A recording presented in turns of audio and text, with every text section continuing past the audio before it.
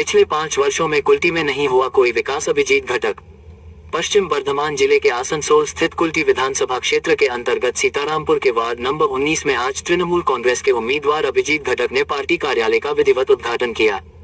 इस मौके पर बड़ी संख्या में स्थानीय कार्यकर्ता, समर्थक और आम लोग उपस्थित रहे, जिससे पूरे क्षेत्र में राजनीतिक उत्साह का माहौल देखने को मिला।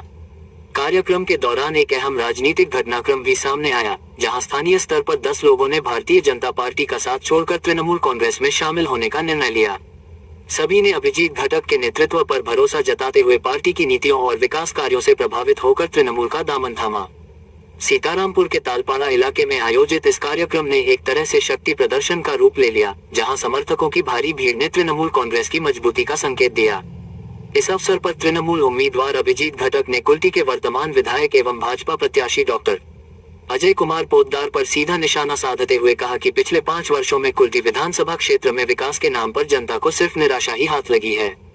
उन्होंने आरोप लगाया कि क्षेत्र की बुनियादी समस्याओं जैसे सड़क, पानी और अन्य आवश्यक सुविधाओं पर कोई ठोस काम नहीं किया गया। अभिजीत घटक ने आगे कहा कि तृणमूल कांग्रेस हमेशा जनता के साथ खड़ी रही है और आने वाले समय में कुल्टी क्षेत्र के सर्वांगीण विकास को प्राथमिकता दी जाएगी। उन्होंने लोगों से अपील करते हुए कहा कि क्षेत्र के बेहतर भविष्य और विकास के लिए इस बार सही निर्णय लेना बेहद जरूरी है। দেখুন, আমি সব জায়গাতেই যাচ্ছি, মন্দির মসজিদ, আগামী রবিবার ইস্টার সানডে আছে, আমি গির্জাতেও যাব।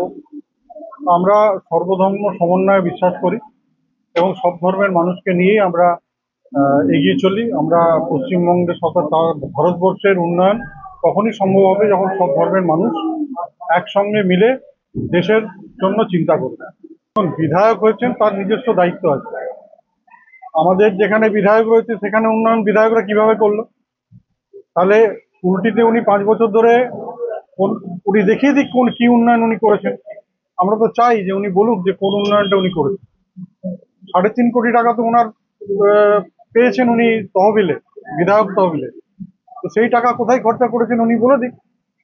আপনি কুল্টির মানুষ তো কিছু দেখতে পাচ্ছে না, কোথাও উন্নয়ন বিধায়কের মাধ্যমে দেখতে পাচ্ছে না। কর্পোরেশনের মাধ্যমে তো উন্নয়ন হয়েছে, এডিডি এর মাধ্যমে উন্নয়ন হয়েছে, কিন্তু বিধায়কের মাধ্যমে কি উন্নয়ন হয়েছে সেটা কুল্টির মানুষকে তিনি বলুন না।